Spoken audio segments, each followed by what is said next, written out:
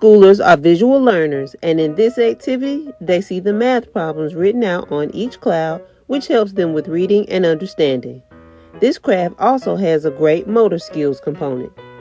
You will need white cardstock, light blue cardstock, craft scissors, blue finger paint, a glue stick, and a permanent marker.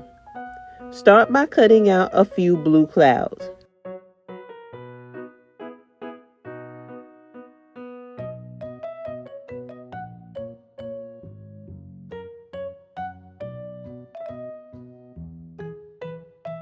Write some easy math problems on each cloud.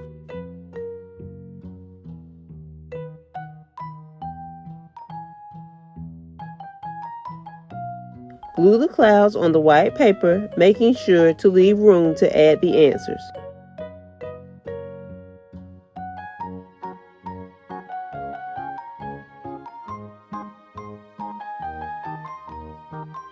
Have your child say the problem out loud, count, and solve it. They can use finger paint to stamp the correct sum of raindrops under the cloud.